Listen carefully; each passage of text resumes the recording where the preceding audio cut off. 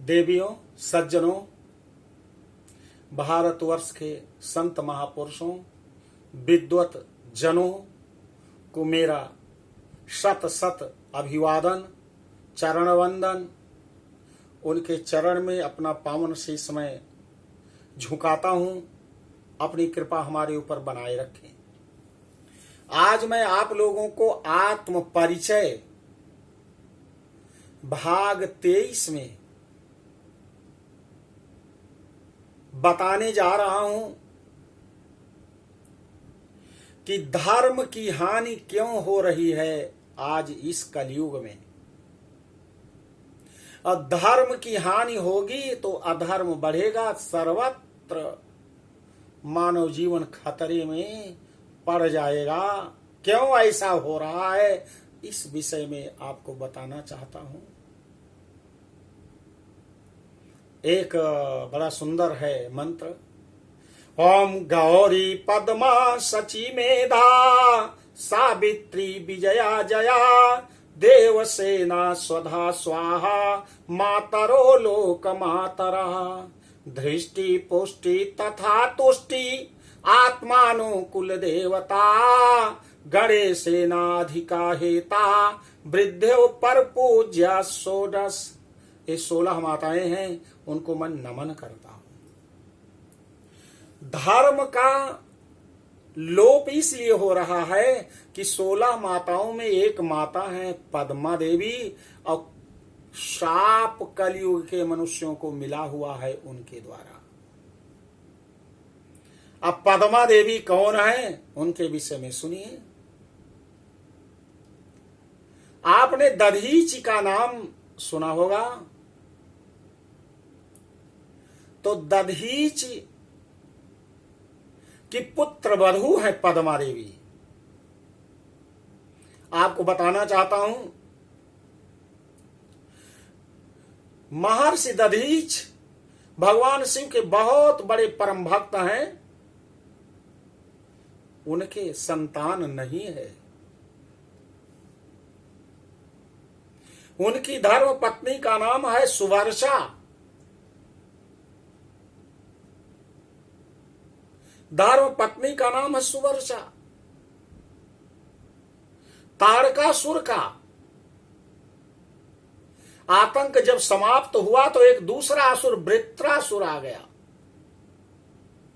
और वृत्रासुर ने घोर तपस्या किया, ब्रह्मा से वरदान मांगा कि मैं किसी अस्त्र शस्त्र जो मेटल से बना हुआ है उससे मेरी मृत्यु ना हो। कहा जाओ एवमस्तु। इंद्रलोक पर अधिकार कर लिया, जीत लिया इंद्रलोकों को। आतंक मचाने लगा तीनों लोकों में।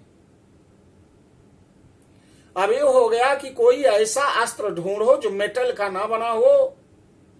देवर्षि नारद ने बताया कि महर्षि दधीचि की हड्डी से वज्र बनाया जाए, इतनी मजबूत है कि उसको तोड़ा नहीं जा सकता, और मेटल भी नहीं है। वो मेटल भी नहीं है। अब देवराज इंद्र दधीच के पास आते हैं, सारी घटना को बताया। उन्होंने कहा कि देखो, लोक कल्याण के लिए मैं अपने प्राण को समर्पित कर दूंगा। देवी जाओ, तुम देवराज इंद्र के आतिथ्य के लिए व्यवस्था करो। जब तक वो उनके आतिथ्य के लिए व्यवस्था करने जाती हैं, देवराज से कहा कि मैं अपना प्राण निकाल दूंगा और ये ध्यान मुद्रा में बैठूंगा। तुम मेरी गायों को खोल देना, वो मेरे शरीर को बिल्कुल चाट करके एकदम अस्थि पंजर रह जाएगा। उन्होंने अपना प्राण निकाल दिया, सारी गायों का बंधन काट दिया। वो आते हैं और चाट करके साफ बिल्कुल रोती हुई उनका अस्थि पंजर शेष रह जाता है। पृष्ठभाग से उन्होंने वज्र बनाया, और आगे का जो वाम भाग है, वाम भाग के अस्थि से भगवान शिव का पिनाक धनुष बना, और दाहिने भाग के हृदय के अस्थि से नारायण का धनुष सारंग बना।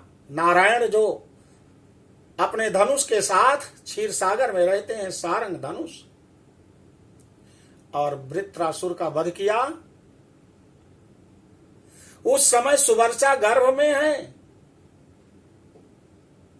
आकर के देखते हैं, इंद्र को शाप दिया कि जाओ तुम संतान रहित होगे, आज से तुम्हारी कोई पूजा नहीं करेगा। तुम इतने स्वार्थी हो, मैं इतनी कमजोर दिल की नहीं थी, मुझे बताती, मैं अपने पति का अंतिम दर्शन तो मैं कर लेती। इसके बाद इंद्र तो चले गए। इसके बाद उन्होंने आश्रम सुवर्चा ने छोड़ दिया। जाने लगी, वो आत्महत्या करने का विचार आता है। एक पीपल के पेड़ के नीचे चबूतरे पर बैठ गई, आत्महत्या करना चाहती। उसी समय आकाशवाणी होती है, हे सुवर्चा देवी, आप अपनी आत्महत्या मत करिए। आपने शिव के समान पुत्र मांगा था, इसलिए जब पुत्र उत्पन्न हो जाए तब तक आप अपने प्राणों को रखिए। इसके बाद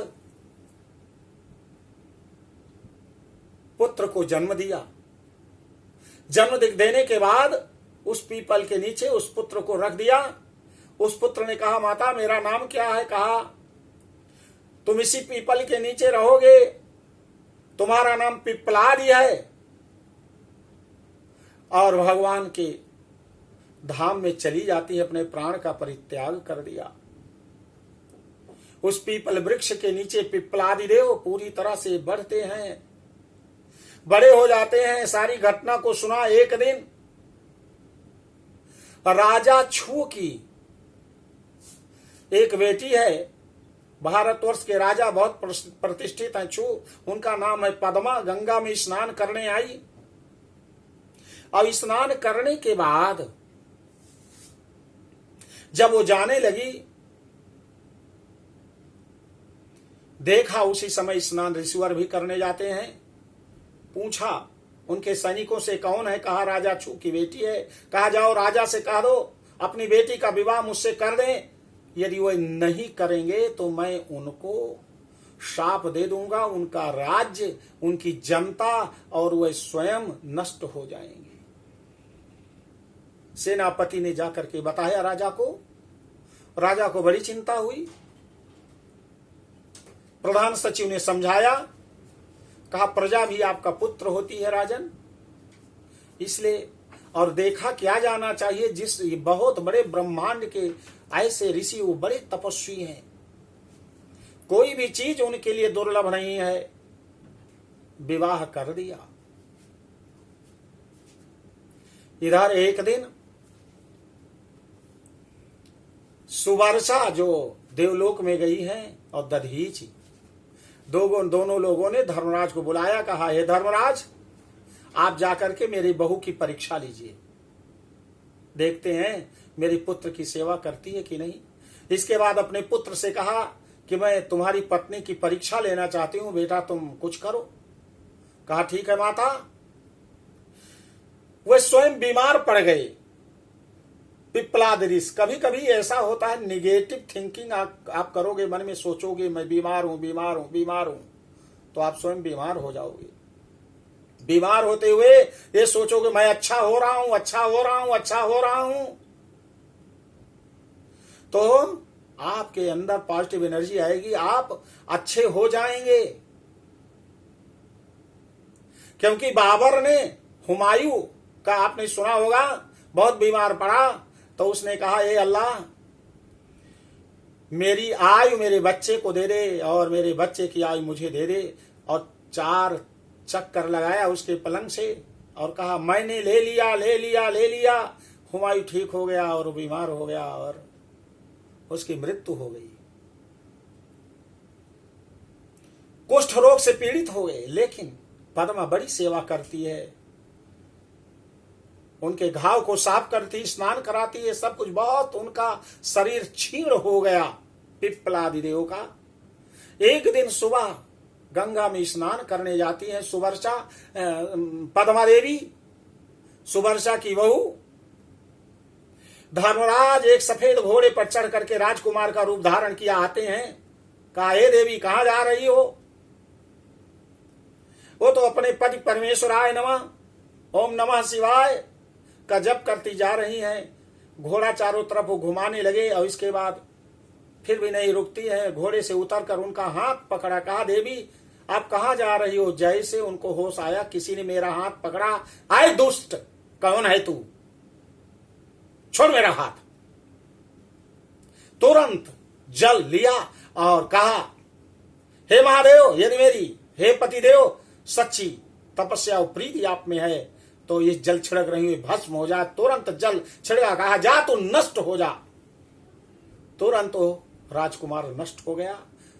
धर्मराज थे, हाथ जोड़कर खड़े हैं, हे मां, यदि मैं धर्मराज हूं और आपके पति की भी सहमति और आपके सासू मां और आपके ससुर जी की सहमति थी, मुझे भेजा आपकी परीक्षा लेने के लिए कि आप में सतीत्व तो कितना है, इसलिए मैं आया हूं, मुझे क्षमा करो। यदि धर्म नहीं रहेगा तो जीवन भी नहीं रहेगा किसी का।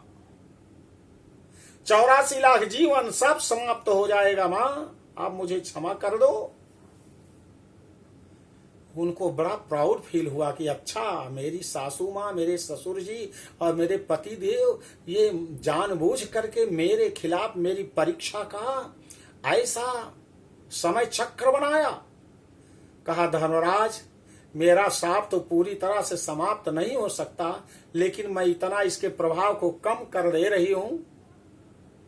ये कलयुग है। कलयुग में तुम 4 चरण से 4 स्टेप तुम्हारे हैं, 4 चरण से तुम नहीं रहोगे, समाप्त रहोगे।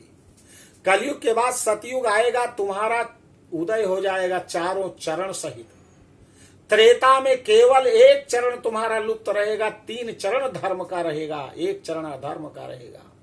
द्वापर में 2 चरण आपके धर्म के रहेंगे और 2 चरण आपके अधर्म के रहेंगे। और इस कलयुग में, लेकिन कलयुग में जो भगवान का, अपने इष्ट का, कलयुग केवल नाम आधारा, सुमिरी सुमिरी नर उतर ही पारा। नाम ही आधार है। तो मेरी बात आप लोगों को अच्छी लगी होगी, इसलिए सबसे मैं क्षमा प्रार्थी हूं। जो अच्छी ना लगी हो उसे स्वीकार ना करो और ज्यादा से ज्यादा लोगों तक मेरा ये वीडियो पहुंचाने का कष्ट करो, शेयर करो, लाइक करो, क्योंकि उटपटांग वीडियो लोग भेजते हैं। ऐसी बात आप लोगों तक पहुंचाओगे तो उनके मन में उनका उत्साह बढ़ेगा, उनकी जिजीविषा बढ़ेगी, उनकी विल पावर स्ट्रांग होगी। जय माता की।